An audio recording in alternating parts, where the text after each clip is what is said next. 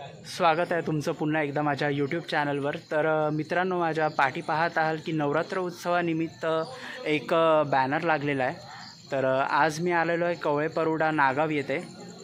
तर नवरात्र उत्सवानिमित्त कवळे परुडा नागाव येथे शिवकालीन वस्तूंचं एक प्रदर्शन लागलेलं आहे, जी की शस्त्र होती। तर त्यांचं प्रदर्शन पाहण्यासाठी मी इथे आलेलो आहे। तर जास्त विलंब न करता मी तुम्हाला आतमध्ये नेऊन दाखवणारच आहे आणि प्रयत्न करेन की त्याच्याबद्दल थोडीफार माहिती आपल्याला मिळू शकेल आणि तुम्ही व्लॉग शेवटपर्यंत बघाल अशी आशा नक्कीच करेन मी। तर व्लॉग शेवटपर्यंत नक्कीच पहा। जर व्हिडिओ आवडला तर व्हिडिओला लाईक करा, कमेंट करा, शेअर करा आणि सबस्क्राईब करायला नक्कीच विसरू नका। तर जाऊयात आणि पाहूयात की कशा प्रकारचं प्रदर्शन आज येथे भरवण्यात आलेलं आहे।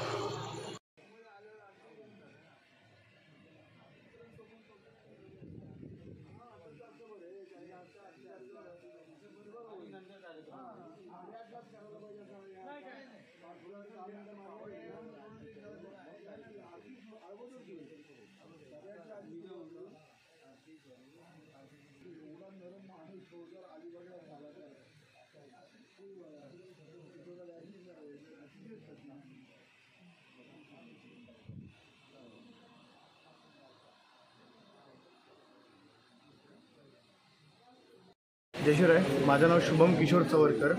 आमची जी संस्था आहे शिवमर्दानी आखाडा साळाव, आम्ही प्रत्येकजण वेगवेगळे उपक्रम राबवतो। त्याप्रमाणे आम्ही जो उपक्रम राबवला आहे तो उपक्रम आहे शिवकालीन शस्त्रांचं प्रदर्शन। तर प्रत्येकाला वेगवेगळ्या गोष्टी कलेक्ट करण्याचं एक आवड असते। त्यामध्ये आम्हाला जी आवड लागलेली आहे ती आहे जुन्या शस्त्रांची।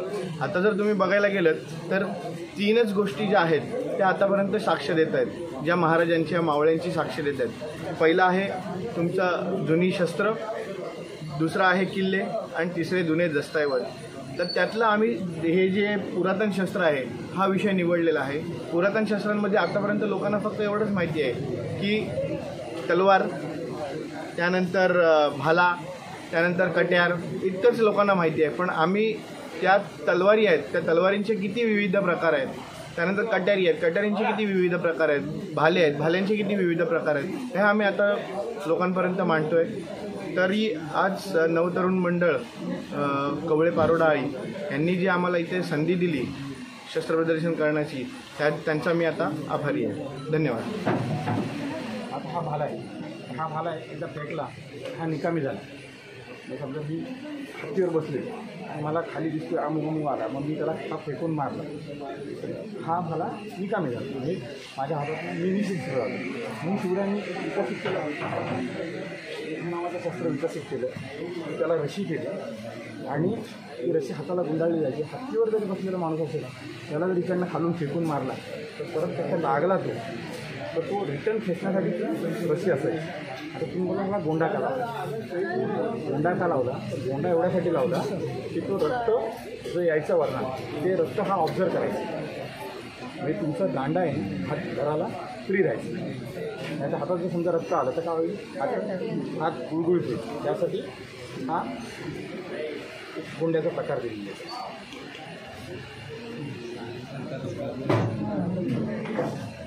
हा सांग भाला आल्यामध्ये एक तुम्ही ठिकाणी जाणं सुरुवात करता। हा सांग भाला याची रचना बघा त्याला मध्ये बोल दिली आहे बघा कंगीसारखी।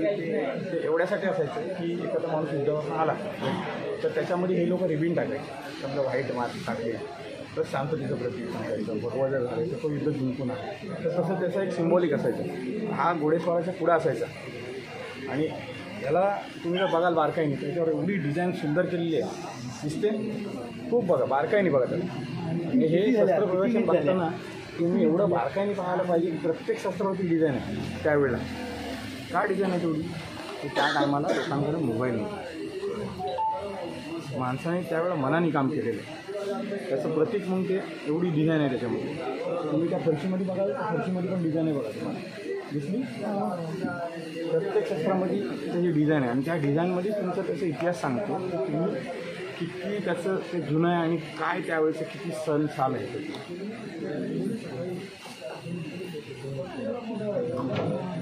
आता हे आडकित्ते तसा हा एक छोटे भाले आहेत तर हे आडकित्ते तुम्ही हे आडकित्ते कशाला ठेवले तर त्यावेळेला एक सजा म्हणून असायची की एखाद्या माणसाने काय गद्दारी केली एका दिवशी मग त्याचं काय आहे तर त्याला त्याच्या आडकीच्यामध्ये मोठं शिकली जायची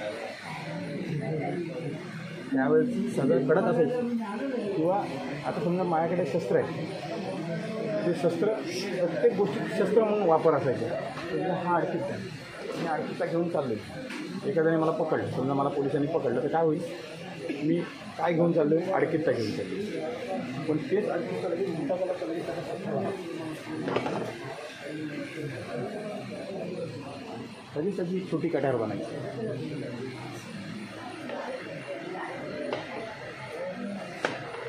प्रत्येक ह्याच्यामध्ये एक शस्त्र लपलेलं आहे नुसतं अडकीत ना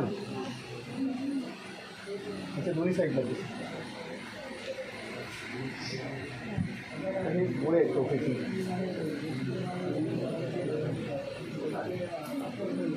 दोघांची साईज सेम आहे पण हे कसं आहे सूर्याने दगडी विकसित केले हे त्या टायमाला आपल्याकडे पोलाद नव्हतं त्यामुळं हे सगळे इंग्रज ज्या वेळेला आले भारतामध्ये त्यावेळेला ते असे लोखंडी गोळे घेऊन आले पण शिवरायांनी त्याच्या अगेन्स्ट दगडी गोळे केले आता ह्याचा काय मागचा उद्देश आहे तर आपल्याला समजा 30 फुटावरती एखाद्यावरती बुर्जावरती एकाला मारायचं पण हा गोळा वजनी असल्यामुळे हा 20 फुटच जातो पण ह्याचा वापर काय झाला हा तेवढा उंच जायला लागला त्याची लांबी वाढली त्याच्या मागची म्हणून काही काय केलं प्रत्येक गोष्टीमध्ये गोळीमध्ये पण काही तोच प्रकार केला ही दगडी गोळी बनवली आणि ही लोखंडी गोळी बनवली वजन जास्त असल्यामुळे हिचा मारा कमी पडायला लागला असं प्रत्येक ह्याच्यात त्या गोळ्या आहेत त्यावेळेच्या नंतर तर तुम्हाला माहितीच आहे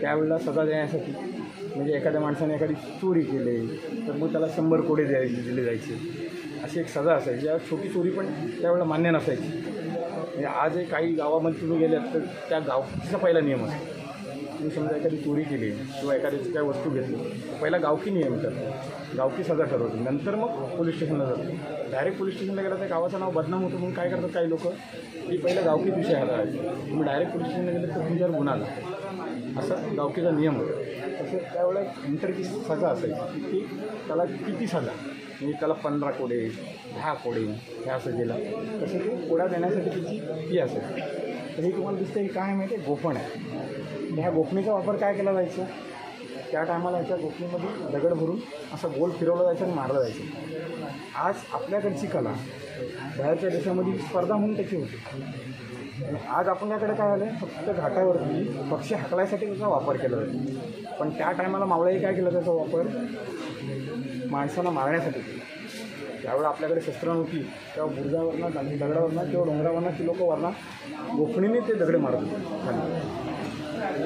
तर त्यावेळेला वापरला सगळ्यात लास्ट सूर्याने विकसित केलेला बॉम्ब काही लोकांना ह्यातलं कल्पनाही नाही की सूर्याने बॉम्ब विकसित केला तो असं आहे की जवळजवळ 20-22 किलो वजनाचा तो बॉम्ब आहे लोखंडी त्याच्यात पूर्ण बारूद भरली जाते त्याची रचना आहे त्यात गोळ्या भरल्या जातात त्याच्यात खेळे भरले जातात आणि त्याला वात लावली जाते वात लावल्यावर त्याला हा बुसू लावला जातो आणि ज्यावेळेस ती वात पेटवली जाते जेव्हा त्या दारूचा स्फोट होतो तर ते एवढे तुकडे होतात आणि एवढा भयानक स्फोट होतो तर तुम्ही इमेजिन करा की आपला बार केवढा असतो छोटा तेवढा असतो छोटा एवढा त्याचा आवाज किती होतो आणि त्याला काय असतं फक्त सुतळ असते पण ह्याला काय लोखंडाचा पूर्ण पॅकिंग आहे त्याचा ज्या वेळेला स्फोट व्हायचा त्यावेळेला त्याचे तुकडे उडायचे त्याचे हा त्याचा तुकडा पण किती वेट आहे बघ हा जर तुकडा बसला तर किती वजन बसत असेल फटका हां किती घातक शस्त्र बनवलं होतं त्या टायमाला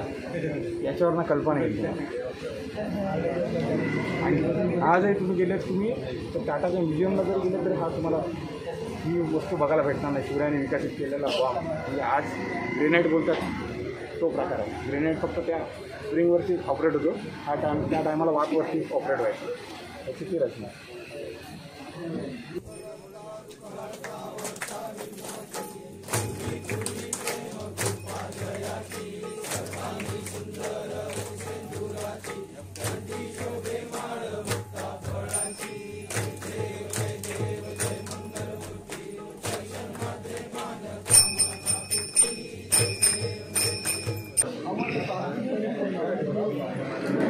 शिवमर्दानी आखाडा शाळा संस्थेमार्फत आपण ही शस्त्र लावली.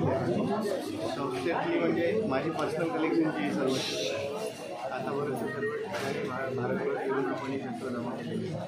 तर समोर बघूया आपण माडू डावीट शिंगापासून बनलेलं शस्त्र आहे. ॲक्च्युली असं वलय असतं नंतर त्यामुळे ते शस्त्र अतिशय कठीण असतं. त्यामुळे शिंगांचा वापर करून त्याची शस्त्रामध्ये निर्मिती कशी करायची हे आपल्या लोकांना चांगलं ठरवतं. त्यामुळे त्याचे आता 2 प्रकारे होतात, आक्रमण आणि संरक्षण, दोन्हीसाठी त्याचा वापर करतो. पुढे बघूया आपण सर जांबिया प्रकार आहे वरती येमेन देशाची राजधानी. त्या तिकडची जी जांबी आहे सगळी तिकडची जांबी आहे. हा फक्त आपला भारतीय जांबी. आता भारतीय जांबी कसे वरती त्याचा जो आकार आहे त्याचा आकार वेगळा, त्याचा आकार वेगळा, पकडायची पद्धत वेगळी असते. तर हा एक बंगाल टायगर जो आहे आपला, त्या बंगाल टायगरचं जसा दात आहे त्या दाताच्या आकाराप्रमाणे ह्या जांभळीची निर्मिती म्हणजे त्याच्या बॉडीमध्ये सरळ गेला तर तो असा बाहेर नाही निघत, तो लॉक होतो. असा गेल्यावर तुला असा फाडून बाहेर काढायचा. आणि त्याचे वार कुठे आहेत तर हे 2 मानेमध्ये आणि बरगडा फोडतो, त्यासाठी जांभ्या आहेत. खाली बघाल तर कुकरी, नेपाळी लोकांचं शस्त्र कुकरी. म्हणजे आपण जसे आता घरोघरी कोयते वापरतो तशी ही लोक त्यांच्या घरोघरी प्रत्येक सणावाराला त्यांचं देव म्हणून ते त्या कुकरीला पुजतात. बाजूला खजराली आहे, दक्षिणातलं शस्त्र आहे खजराली. आता जसं जांभियाला 1 वक्र दिसतोय तसं यांना 2 वक्र आहे. तर शस्त्रांचे जे आपल्या इथे प्रकार पडलेले आहेत तर शस्त्रांचे प्रकार मूळ असे आहेत की स्वॉर्ड्स अँड डॅगर्स, लहान शस्त्र मोठी शस्त्र. म्हणजे संस्कृतमध्ये बघितलं गेलं तर तलवारीला आसी म्हणतात आणि लहान शस्त्रांना आसी पुत्रिका म्हणतात. म्हणजे लहान शस्त्र आणि मोठी शस्त्र असं आपल्याकडे प्रकार पडलेले आहे. तसे हे लहान शस्त्रांमध्ये म्हणजे प्रत्येक बॅटल हे मोठ्या तलवारीनेच नाही लढायचे.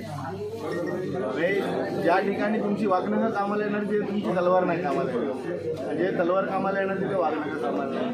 म्हणून सिच्युएशननुसार बनवलेली जी शस्त्र आहेत त्या शस्त्रांमध्ये हे विविध प्रकार आहेत. तर आपण हे शस्त्र युनिक असं शस्त्र आहे.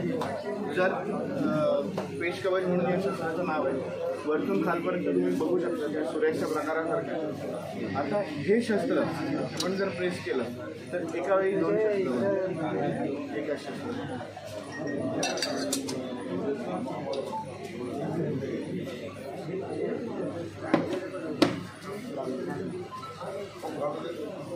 पुढचं शस्त्र आहे अंकुश. म्हणजे थोडक्यात एखाद्यावर अंकुश ठेवणं म्हणजे एखाद्यावर कंट्रोल ठेवणं. जसं हत्तीवर कंट्रोल ठेवायचं तर इथे तिथे अंकुश वापरायचा. म्हणजे एवढ्या मोठ्या बलाढ्य प्राण्याला पण तुम्ही एका एवढ्याशा शस्त्राच्या साहाय्याने त्याला कंट्रोल करू शकता. याचं एक उत्तम उदाहरण आहे. त्यानंतर पुढं आहे जगनोल. त्याचे जर आकार बघितला तर कावळ्याच्या चोचीसारखा त्याचा आकार आहे, पण त्याच्यावर जे प्राणी आहे कोरलेले आहे ते शरव आहे. आणि ह्या साईडला जो आहे हत्ती आहे म्हणजे ताकदीचं प्रतीक शरव आणि हत्ती. त्यानंतर त्याच्यावर एक देवी कोरलेली आहे. आता ह्या जगनोलचा वापर जर कुठं असेल तर त्याचा वापर आहे आपण जे चिलकत घालतो ते चिलकत जाळीदार असतं. ते जाळीदार चिलकत फाडायचं असेल तर या जगनोलचा वापर केला जातो. हे दक्षिणातलं शस्त्र. वरती बघाल तर आंतरवक्र, फरशी आणि जगनोल 3 शस्त्रांचा एकत्रित संगम केला आहे. पुढचं चक्र आता जसं सुदर्शन चक्र वगैरे आपण जे बोलतो की श्रीकृष्णाच्या हातात असतं, एकदा फेकून मारलं की ते लक्ष वेध करून परत आपल्या हातात येतं. तसं नाही आहे. हे एकदा फेकून मारलं तर ते गेलं. म्हणजे शत्रू मेला तर नाही मेला तर आपलं हे शस्त्र वाया जातं. आता जर पंजाबी लोकांच्या जर तुम्ही पगडीत बघितलं तर त्यांच्या पगडीमध्ये हे शस्त्र असतं. पुढे आपण शस्त्र बघतोय मराठा कट्यार, मुघल कट्यार. म्हणजे थोडक्यात कट्यार शस्त्र. इंग्रजी गेज या आकाराप्रमाणे हे शस्त्र आहे. मराठ्यांचं कट्यार आणि मुघलांचं कट्यार यामध्ये फरक जर तुम्ही बघितला तर मराठ्यांचा कट्यार वरच्या टोकापासून खालच्या टोकापर्यंत पूर्ण एकाच मोल्डपासून पडलेलं आहे. तसं मुघलांचं नाही. मुघलांचे 2 भाग पडलेले आहेत. त्याचं पातं वेगळं आहे आणि मूठ वेगळी आहे त्याची. आता कट्यार कोण वापरायचं तर कट्यार मानकरी, जो मानापानाचा असतो तो मानकरी तो कट्यार वापरायचा. पुढे येऊया. आता 14व्या शतकात जसं विजयनगर साम्राज्य होतं त्या विजयनगर साम्राज्याचं प्रतीक असलेलं हे विजयनगरी कट्यार. आता ह्या कट्यारींना वरती परत नाही आहे. बोटांचं संरक्षण झालं तर आपलं शस्त्र सुरक्षित राहतं. मग या विजयनगरीला वरती त्यांनी एक सुंदर असं नागपणासारखा आकार दिलाय, त्याच्यावर याली कोरलेला आहे. याली हा प्राणी, आणि त्याचे जर बघाल तर त्याचे दात वगैरे सगळं दिसतं, एकदम बारीक डिझाईन त्याच्यावर आहे. त्यानंतर त्याच्यावर लाईन दिसतात. सर असं हे शस्त्र पकडा आणि असं एकदम समोर आलेला एक फुगीर भाग दिसतो. तो फुगीर भाग एवढ्यासाठी की एखाद्याच्या बॉडीमध्ये जर शस्त्र घुसलं तर त्याच्या हाडाला लागून ते शस्त्राचा तो तुटू नये. ज्या वेगात तो आतमध्ये गेला त्या वेगात ते शस्त्र बाहेर निघालं पाहिजे, त्यासाठी हे मणी दिलेलं आहे त्याला.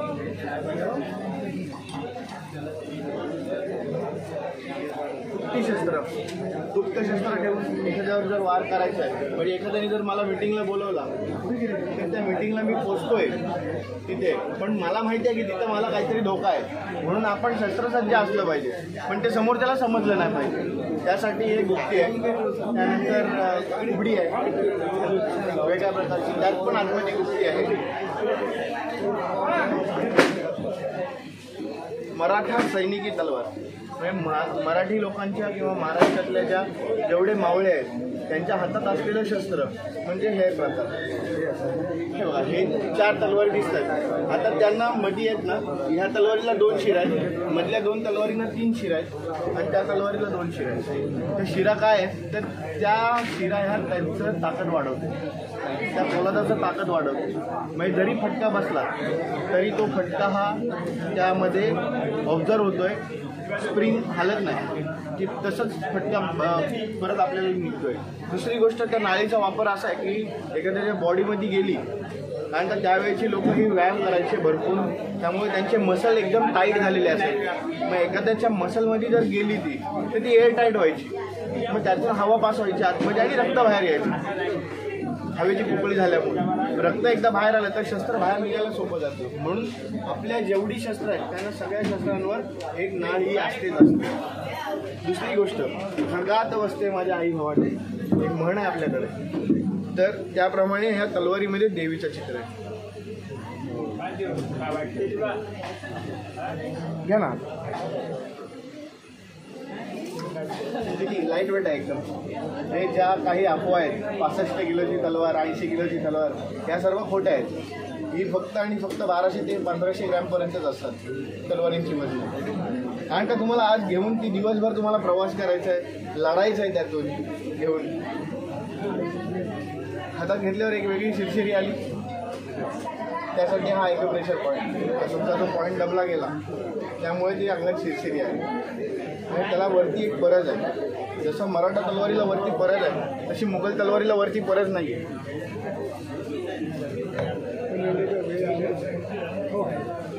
ही तलवार मुघल तलवार आहे. तिची जी नाळ आहे ही अतिशय खोलगट नाळ आहे. ही नाळ खोलगट आहे आणि त्याला मार्किंग आहे, आयलेस मार्किंग. तुम्ही जर समोरून बघितलं एकदम तर ती मार्किंग तुम्हाला स्पष्टपणे कोरीसारखी. ते काय होतं की ती लोक ज्या वेळेला हे पात्र बाहेरून बनवून यायचे त्यावेळेला ते स्टॅम्प मारून द्यायचे त्यांचं. तसं आपलं नाही झालं. आपल्या लोकांनी त्यांचा उल्लेख केलाच नाही की कुठे शस्त्र बनत होती, कुठे काय होतं, हे झालेलं नाही आहे अजूनपर्यंत. ही राजपूत तलवार. जसं जसं आपण उत्तरेकडे जाऊ तसं जसं माणसांची हाईट वाढत जाते, त्यांच्या हातांची साईजसुद्धा वाढत जाते. मग ह्या ज्या कटोऱ्या आहेत ह्या अतिशय छोट्या आहेत, पण त्या कटोऱ्या आहेत ह्या मोठ्या प्रमाणात. त्यांची कटोरी मोठी आहे आणि त्याच्या खाली सूर्यासारखा एक चिन्ह असतं. तर ती लोक जी सूर्यवंशी आहेत त्यांच्यासाठी ते त्यावर चांदीचं काम आहे मुठीवर. हां, म्हणजे एखाद्या रॉयल घराण्याची ती तलवार आहे. पुढे बघूया नायर. हे जो केरळ भागात जर आपण गेलो, आंध्रापासून केरळ भागात, तर तिथे नायर नायकर हा समाज जास्त आहे. ते म्हणजे कोण आहेत तर ते पुजारी आहेत, राजपुरोहित आहेत. मग त्यांची ओळख कशी तर ही तलवार घेऊन, ही नायर तलवार घेऊन तो व्यक्ती किंवा ती जी व्यक्ती आहे राजपुरोहित ती जर राजदरबारात आली तर राजदरबारात त्याला बसण्याचं स्थान कुठं आहे हे या तलवारीवरून ठरायचं. त्यासाठी ही त्यांची वेगळ्या धाटणीची तलवार आहे. अतिशय युनिक. दोन्ही साईडला धार आहे, म्हणजे जर आक्रमण अचानक झालं तर तुम्ही त्याचा वापरसुद्धा करू शकता. पुढचं शस्त्र आहे पट्टीसा. ह्या दोन्ही सरळ आहेत. खांडा. खांडा म्हणजे हे आपलं शस्त्र आहे, भारतीय शस्त्र आहे, भारतीय परंपरेचं शस्त्र आहे. म्हणजे आपण जर जुन्या ह्याच्यात गेलो तर तुम्ही जर ऐकलं तर खडगधारी भवानी, खडगधारी दुर्गा, खडगधारी बोलतो आपण, तलवारधारी नाही बोलत, कारण का तलवार हा मुळात आपला शब्दच नाही आहे. तर खडग म्हणजे एक घाव दोन तुकडे करणारी तलवार. प्रत्येक तलवारी जर बघितलं तर ती वरती जाताना निमुळती होत चालली आहे, पण हिचा जर आकार बघितला तर तिकडे छोटी आहे, इकडे ती ब्रॉड होत गेली. मग हिचा वापर कशासाठी? तर हॅमरसारखा जो फटका टाकतोय, एक घाव दोन तुकडे करायचे, तर त्यासाठी ह्या तलवारीचा वापर खांडा. आणि हे आपलं आद्यशस्त्र आहे, कारण का भारतीय शस्त्र परंपरा सरळ शस्त्रांची आहे. हनुमानाची गदा, शंकराचं त्रिशूळ, खांडा, धोप, पट्टीसा, नायर, ह्या सगळे सरळ आहेत. हे जे मुघल आक्रांतकारी बाहेरून आले हे सगळे वक्रशस्त्र घेऊन आले. तर वक्रशस्त्र का आणली तर त्याच्या मागचं रिझन आहे आपल्या ढाली. आपल्या ढाली या चामड्याच्या असायच्या. चामड्याच्या ढाली काय करायच्या की चामडं असं सहजासहजी फाटत नाही. जर आपण एखाद्या चप्पल शिवणाऱ्या व्यक्तीकडे गेलो तर तो जर चप्पल शिवत असेल तर ते जे चामडं असतं तो त्या आरीनी कापतो, त्याला तो असा स्ट्रोक मारायला लागतो तर ते फाटतं. सुरीनी किती जरी प्रयत्न केले तरी तो चामडं फाटत नाही. म्हणून हे वक्रशस्त्र बाहेरून आले आपल्या इथे. पुढचं जर शस्त्र बघितलं तर इंग्रज फिरंग.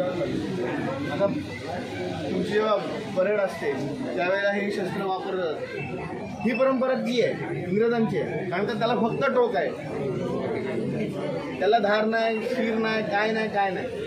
आजच्या कंडिशनला पण ऑलिम्पिकमध्ये जो गेम खेळला जातो फेन्सिंग म्हणून, त्याला फक्त हे ते जे समोरचे पॉईंट असतात ते टच करायचे असतात आणि त्याच्यावर मार्किंग असतं. तीही इंग्रज फिरंग. पुढचं जर बघितलं तर शोषणपत्ता. शोषणपत्ता हा प्रकार आहे आतमध्ये. आता ह्या सगळ्या तलवारींना बाहेरून धार आहे, त्याला आतमधून धार आहे. आता आतमधून धार का तर बळी देण्यासाठी. बळीची प्रथा जी चालू झाली आहे मुळात ही म्हणजे रक्ताची भीती घालवण्यासाठी. जे मोठे रेडे कापले जायचे, बोकड कापले जायचे, डुक्कर कापले जायचे, हे त्या तलवारींसाठी. त्या तलवारींनी म्हणजे रक्ताची भीती गेली पाहिजे योद्ध्याची, नाही तर रक्त बघितला आणि हात चक्कर येऊन पडला असं नको व्हायला. त्या काही आपल्या भंग झालेल्या तलवारी आहेत. समोर दिसते जुल्फिकारा. जुल्फिकारा तलवार जर तुम्ही बघितलीत तर त्याचा आकारच 11 विकराळ आहे. तिचं वजन फक्त 3 किलो आहे, पण ते हातात पेलच नाही. जुल्फिकारा तलवारचं निर्मिती आहे ना ही युद्धात खेळण्यासाठी नाही झालेली. ही एखाद्याला जर बोलतात ना धर्म स्वीकारण्याची जी परंपरा चालू होती की तुम्ही विशिष्ट धर्मातली लोक धर्म स्वीकारण्यासाठी कुठल्याही धराला जात होते. जसे संभाजी महाराजांचे हाल करून मारले गेले तसे इतर लोकांचे सुद्धा मारले गेले त्यांना. तर करवतीप्रमाणे जर एखाद्याला कापायचं त्यासाठी ही तलवार म्हणजे ही थोडक्यात शिक्षेची तलवार. ही तुमची युद्धात चालत नाही. आणि कासवाच्या पाठीची ढाल, चामड्याची ढाली आहेत. त्यानंतर एक शिकारग्याहा म्हणून एक ढाल आहे आपल्याकडे, त्यामध्ये मध्ये सूर्य आहे, सूर्याची आकृती कोरलेली आहे आणि बाजूला प्राणी आहेत.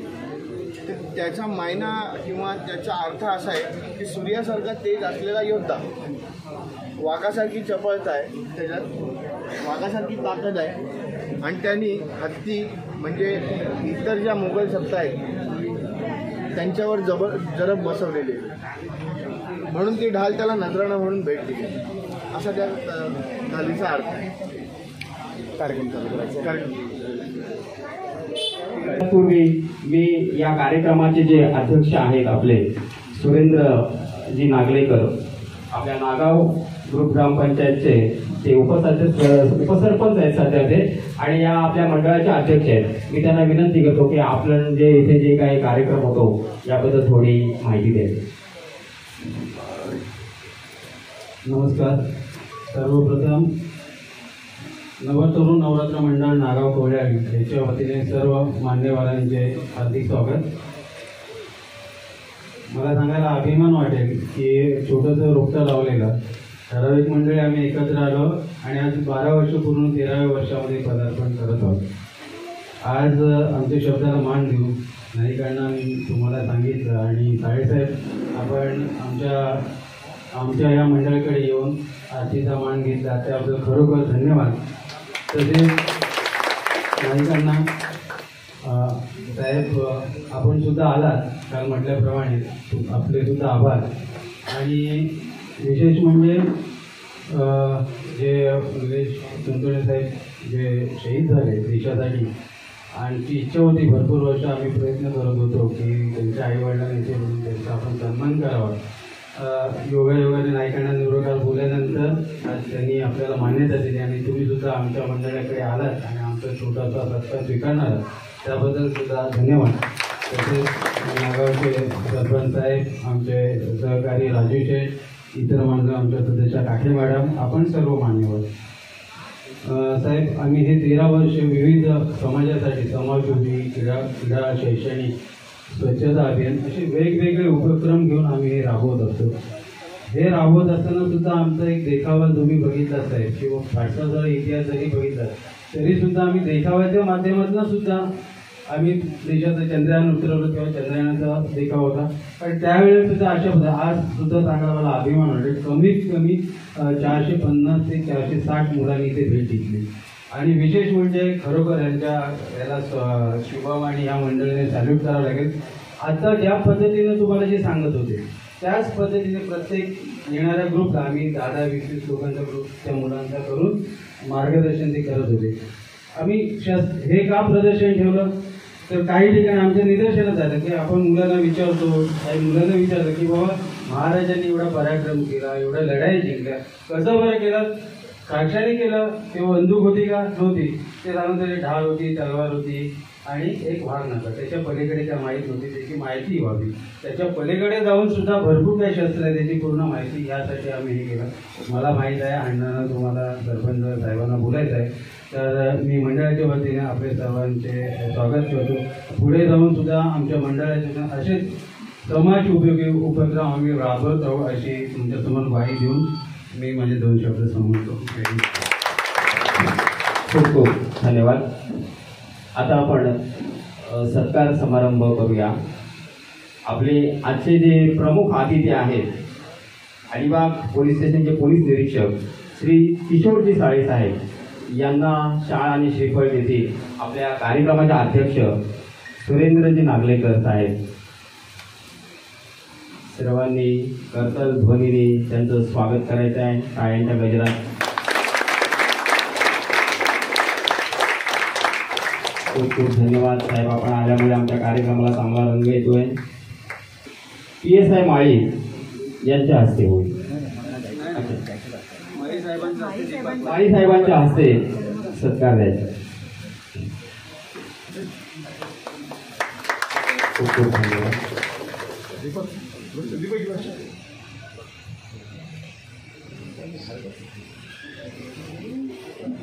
ग्रुप ग्रामपंचायत नागावच्या विद्यमान सरपंचा सौ हर्षदा निखिल मयेकर यांचा सत्कार दीपक वर्तक मंडळाचे उपाध्यक्ष दीपक वर्तक हे करतील.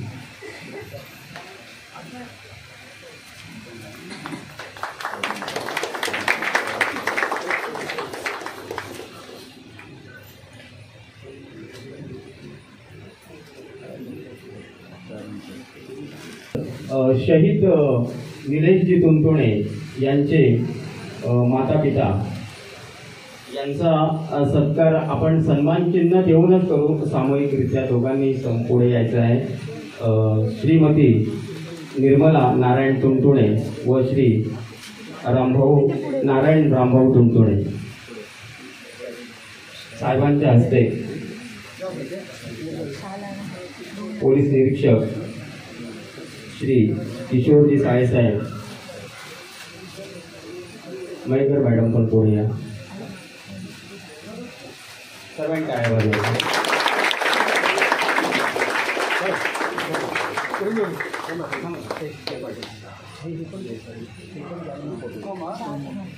सन्मान चिन्ह द्या.